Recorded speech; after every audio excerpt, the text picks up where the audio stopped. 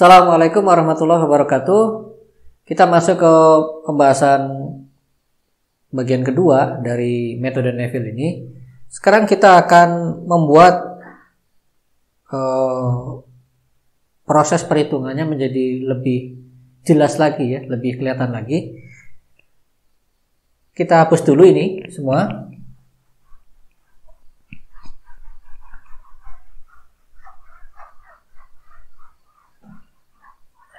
Ya, kita sisakan rumus Neville-nya ya. Ini kita sisakan. Jadi begini, kalau seandainya kita punya P01 gitu ya, maka menurut rumus Neville ini dapat kita tulis sebagai X min X0 dikalikan P di sini.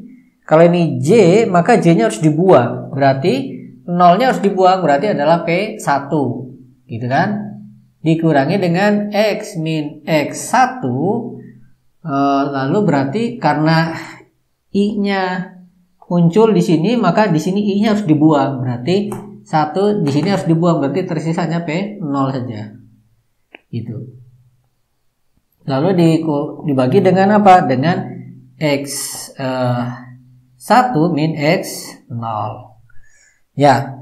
Nah, sementara apa itu P1 dan P0? Ya, tentunya polinomial yang dibentuk dari satu data saja. Jadi, kalau misalkan kita punya X0 di sini, lalu di sini ada X1, misalkan di sini adalah titiknya untuk data X1, maka kalau seandainya titik yang ingin dicari misalkan adalah ini A di sini, bagi polinomial yang hanya dibentuk dari satu data X0 ini saja, dia hanya bisa memberikan tebakan berupa bentuk garis lurus seperti ini, mentok, ya kan? Karena kita hanya punya satu data, maka kita hanya bisa membentuk polinomial order 0 gitu, atau garis lurus, gitu kan? Garis lurus horizontal maksudnya. Jadi tebakannya di sini. Kalau kita hanya punya X1 saja, ya tebakan kita ya di sini. Nih, ya, yang ini. Gitu ya. Tapi kalau kita gunakan dua-duanya, maka kita tarik garis lurus antara menghubungkan kedua data ini, maka inilah tebakannya. Kalau kita pakai dua data. Kalau pakai ini tok, hanya ini saja X0, maka kita tebakannya yang di sini. Kalau pakai yang ini, tebakan kita yang ini. Gitu ya. Jadi nilai P1 di sini adalah nilai yang ini. Ini ya, nih. Ya, kalau nilai P0 ini berarti adalah yang ini. Gitu ya. Jadi tidak lain berarti ini sama dengan apa? Ya, ini sama dengan Fx1, yang ini berarti sama dengan Fx0. Dan biasanya kita kan diberikan data misalkan dalam tabel ini X-nya, lalu ini adalah Fxi, Xi ini Fxi. Maka di sini misalkan data 0 ini berapa? 1 X1 ini berarti nanti Fx1 X0, kita mulai dari 0 ya. Terus sampai nanti Xn berarti ini adalah Fxn. Nah, ini kita punya, kita tinggal masukkan ke sini. Fx1 kita punya, masukkan ke sini. Selesai, kita bisa dapatkan polinomial order 0, 1 ini. Polinomial yang dibentuk dari data 0 dan 1 ini. Selanjutnya, bagaimana kalau kita membuat polinomial yang dibentuk dari dua data, X1 dan X2? Ya, sesuai rumus ini berarti kita punya X min 2 ya, berarti bebas ya sebenarnya, sini mau 1 mau 2 nggak masalah ya. Misalkan saya tulis 2 di sini berarti ini adalah P, berarti karena di sini 2 muncul maka di sini 2 harus dibuang, jadi di sini P1 gitu ya. Dikurangi dengan apa? Dengan X min X1 berarti di sini adalah P2 ya, P1 X P2 X. Oke. Selanjutnya ini dibagi ya. Oh tadi ya, ini dibagi dengan X1 min X2. Selanjutnya, misalkan kita ingin membentuk P0, 1, 2. Bagaimana? Nah, bisa banyak cara ya, bisa banyak cara. Kita bisa bentuk dari X min X0 P, karena ini 0 maka di sini P12 dikurangi dengan X min X, misalkan saya buang yang mana, yang 1 ya, berarti sini P min X1, berarti ini adalah P02 gitu kan, dibagi dengan X1 min X0. Atau bisa juga saya tuliskannya begini, X min X0 P12 X dikurangi dengan X min X2, berarti di sini adalah P2, berarti 0 dan 1. 0 dan 1 X dibagi dengan X2 min X0. Oke, ada kemungkinan lain nggak? Ada kemungkinan lain yang tidak digunakan di sini 12 dan 01. 12 dan 02. Adakah yang lain? Ya sudah ya. Di sini X1, sini X2. Yang belum ini ya, X1 X min X1 berarti di sini adalah P02 X dikurangi dengan X min X2. Di sini adalah P01 X dibagi dengan X2 min X1. Ya, bisa 3 macam cara seperti ini untuk mendapatkan P012.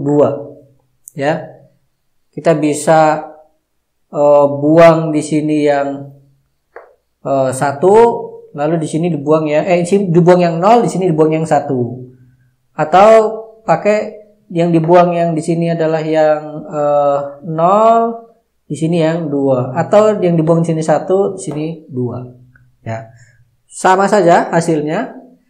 Nah, maka sekarang kita akan susun tabel untuk memudahkan kita dalam memahami proses perulangannya, proses rekursifnya.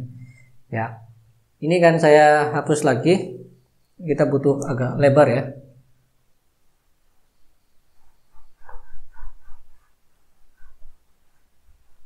Jadi begini.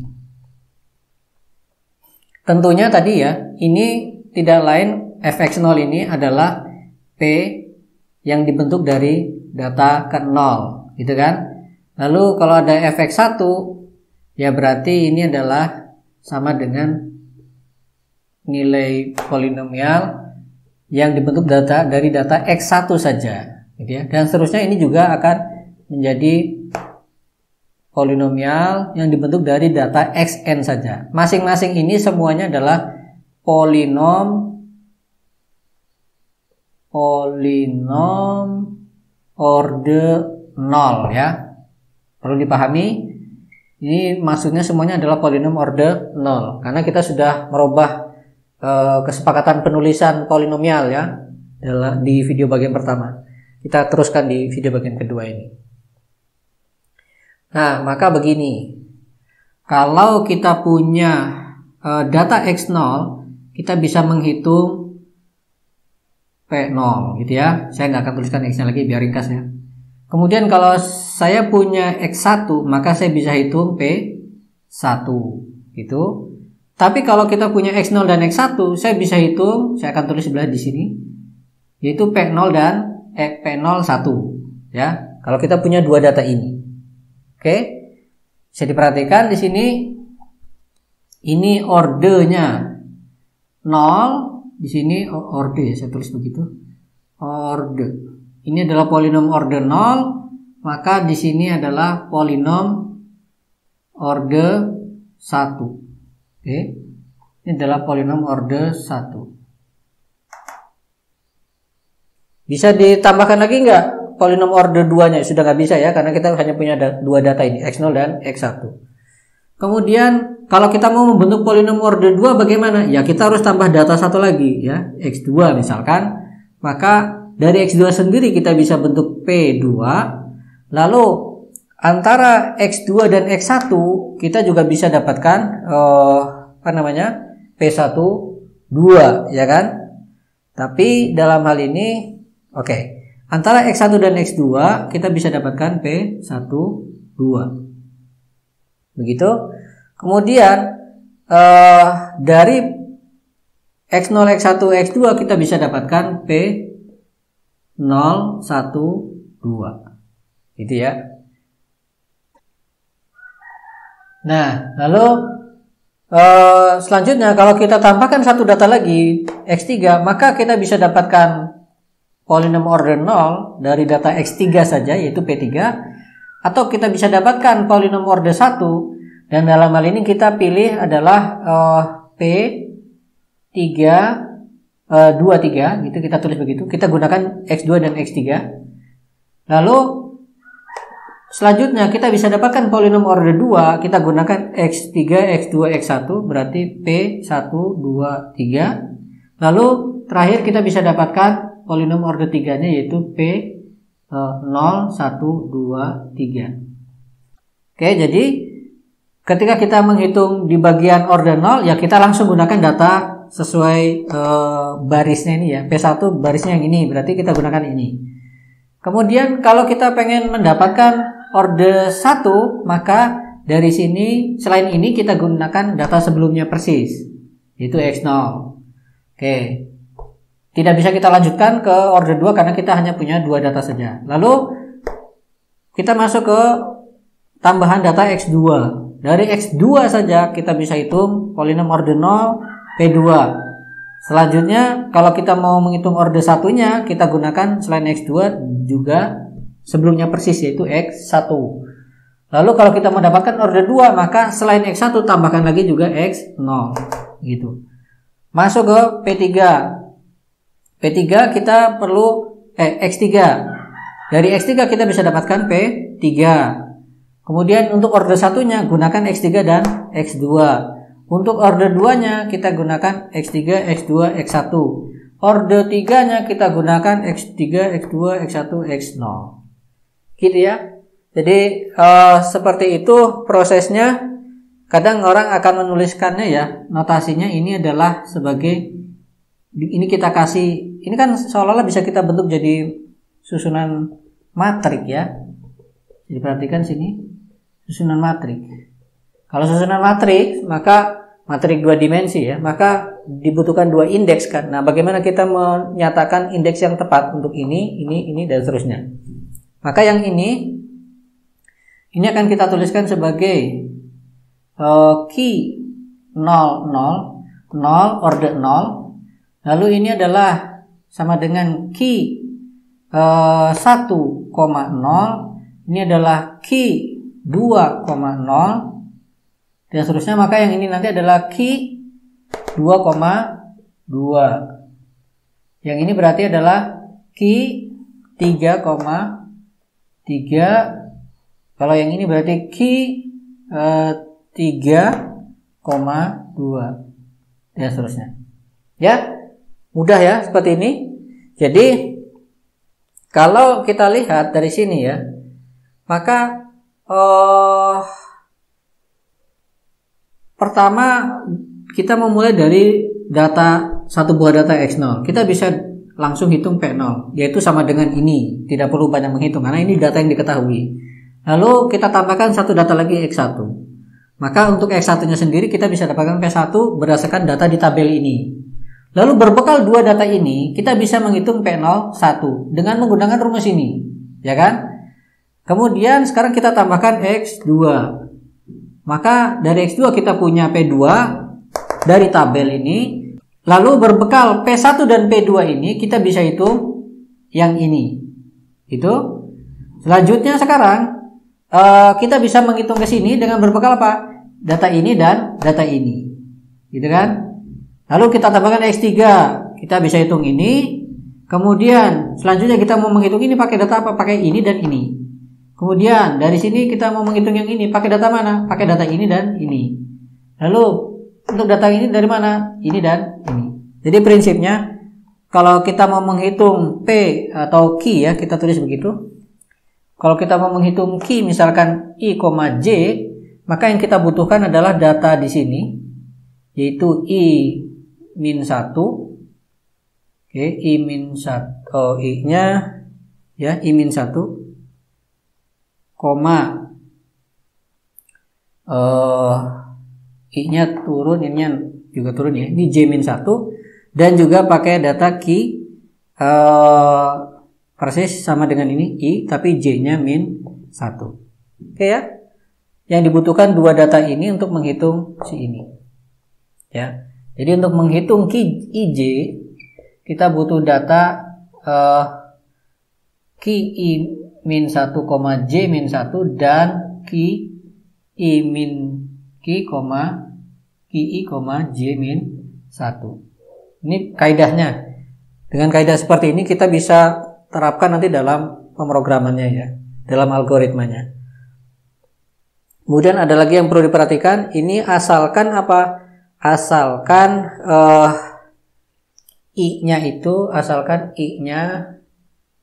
dengan catatan I-nya itu tidak sama dengan J-nya ya, maaf. J-nya asalkan tidak sama dengan 0 ya. Asalkan J-nya tidak sama dengan 0. Karena kalau J0 kan yang ini. Kalau J sama dengan 0, langsung saja kalau J sama dengan 0, maka key IJ-nya itu akan sama dengan F ya, X nomor I ya, nomor I. Ya, nih. Ini kan key IJ-nya 0 ya, key I 0 ya, key 00, key 10, key 20, key 30, key 40 terus semua yang di bawah ini kan key I, 0. Maka untuk menghitung nilai key yang di baris atau di kolom 0 ini itu kita gunakan langsung fxi-nya gitu ya, fxi-nya. Dah. Dua kaidah ini akan kita manfaatkan ya, ini dan ini. Dua kaidah ini akan kita manfaatkan untuk penghitungan metode Neville ini ya. Untuk penghitungan dalam metode Neville ini. Nanti insya Allah akan kita terapkan pada suatu kasus.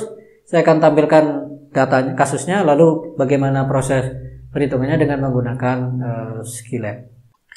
Baik, sekarang kita beralih ke Skilab-nya. Oke, ini kita akan masuk pembahasan perhitungan metode Neville ya, dengan menggunakan Skilab. Kita ambil contoh kasus di bukunya Richard Burden itu. Misalkan kita diberikan data X dan Fx seperti ini. Lihat ada 1, 2, 3, 4, 5 buah data. Kita diberikan 5 buah data, lalu kita diminta menghitung nilai fx di titik 1,5 misalkan ya, seperti yang dicontohkan di buku itu. Diminta menghitung nilai fx di titik x-nya 1,5. 1,5 itu berarti kan di antara 1,3 dan 1,6. Nah, hasilnya seperti yang sudah diberikan di bukunya Richard Burden itu, hasilnya adalah seperti ini. Nah, ini adalah data X-nya, ini data key 00, ini key 10, key 20, key 30, key 40. Berarti ini nanti adalah key 11, ini berarti key 21, key 31, key 41. Yang ini berarti adalah key 22, key 32, key 42. Ini key 33, lalu key ini adalah key 43. Yang ini berarti key 44. Ya. Dalam perhitungan yang tadi sudah ditunjukkan di papan tulis, indeksnya kita mulai dari 0 sampai nanti berapa datanya. Kalau ini datanya 5 berarti ini sampai 4 gitu ya. Nah, tapi nanti di Skilab matriks, indeks untuk matriks itu dimulai dari 1 bukan dari 0 ya. Jadi nanti di sini adalah kita sebut sebagai key 11, key 22, key 33. Berarti nanti di sini adalah key 1 2 3 4 5 ya. Ini key 5 key 11, ini key 21, key 31, key 41, key 51. Terakhir nanti berarti di sini key 55. Ya, karena di Skilab pengindeksannya dimulai dari angka 1 bukan angka 0. Oke, jadi inilah jawaban hasil perhitungan dengan metode Neville untuk mencari nilai pendekatan bagi si F di titik X 1,5 ya. Ini yang tertera di bukunya Richard Burden itu. Nah, kita akan menghasilkan tabel ini dengan menggunakan Skylab. Oke ya. Sekarang saya buka dulu Skylab-nya. Ya, ini dia. Saya sudah siapkan kode programnya. Data tadi, kalau kita buka lagi, yang ini ya, yang ini. Data tadi, X-nya itu saya simpan di baris pertama dari matrik data. Jadi matrik data bisa dilihat di sini, titik komanya hanya satu, berarti dia ada dua baris ya. Ini baris pertama. Nah, setelah titik koma itu ini adalah baris kedua. Jadi baris pertamanya adalah ini ya, baris pertamanya ini adalah data X, baris keduanya itu adalah data F-nya. Gitu ya. Maka bisa kita lihat di sini jumlah datanya ya, kita hitung saja berapa banyaknya kolom ini, yaitu size data, 2. 2 ini menunjukkan bahwa kita ingin menghitung banyaknya kolom. Kalau kita ini menghitung banyaknya baris ya, ini 2 diganti angka 1. Kemudian berarti N yang biasa kita gunakan dalam pembahasan di papan tulis itu tidak lain adalah jumlah data dikurangi 1. Kita punya 5 data, berarti N yang kita maksud di sini adalah 4 ya. Maksudnya polinom order 4 lah yang maksimal yang bisa kita berikan. Nah, kemudian kita sediakan matrik key untuk menampung data berbagai macam key I, J tadi ya. Berbagai key I, J ini kita tampung dalam matrik key. Matrik key-nya ukurannya dia adalah matrik bujur sangkar sebanyak, kalau tadi misalkan ini 5 data, berarti 5 kali 5 ya, berarti jumlah data kali jumlah data ya, jumlah data kali jumlah data. Karena ini baru sekedar menginisiasi ya, kita isi aja angka 0 semua ya dengan perintah ini, zeros jumlah data, jumlah data, itu berarti menghasilkan matrik berukuran jumlah data kali jumlah data dengan entry-nya semuanya bernilai 0. Selanjutnya kita beri kesempatan pengguna untuk memberikan input X yang dimaui untuk dicari nilai F-nya ya. Nah, silahkan berikan inputnya, nanti akan diminta ketika sampai di baris ke-19 ini. Setelah itu baru kita hitung. Kalau kita masih di kolom pertama, ya kita masih di kolom pertama, kita buka ini. Kalau kita masih di kolom pertama ini, ya. Sekali lagi ingat, yang key itu adalah mulai dari sini ke sana ya. Ini bukan key ya. Ini dari sini ke sana, ini lagi. Maka kalau kita masih di kolom pertama, kita langsung saja mengambil data yang sesuai dengan si F-nya. Karena ini adalah baris pertama, maka kita ambil F yang pertama, yaitu F yang ini. Gitu ya. Kalau kita ada di baris kedua, masih di kolom pertama ini, kita langsung ambil data yang ini. Nah, kalau kita ada di baris ketiga ini, maka ini adalah Q31 ya, Q31, langsung saja kita ambil data yang ketiga ini, dan seterusnya. Sementara kalau kita masuk ke kolom kedua ini ya, kita masuk ke kolom kedua, maka kita harus menggunakan data yang ini dan data yang di atas ini ya. Inilah dia data yang di kiri atasnya itu adalah yang ini, yang ini. Lalu data yang sebelah kirinya persis dari yang kita mau cari ini adalah KIJ-1 ini. Lalu untuk data ini kekurangan X-nya adalah kekurangan X yang terbaru, yang baru ya, betul, yaitu ini dia data 1 min I, 1, I. Lalu kalau yang ini kekurangan X-nya adalah yang sebelumnya ini. Maka ini dia. Selanjutnya begitu juga misalkan yang di sini ya. Yang di sini kita butuh key-nya yang ini dan yang ini. Kalau yang ini X yang kurang yang mana yang dibuang? X yang dibuang adalah yang terbaru. Sementara untuk yang bagian ini X yang kurang yang mana? Bukan yang ini ya. Perhatikan bukan yang ini tapi yang di atasnya ini. Gitu. Lalu kalau di sini nanti yang ini X yang kurang masih yang ini, sementara yang ini yang kurang yang mana? Nah, ini yang kurang bukan yang ini tapi bisa sampai ke atas sana nanti, ya.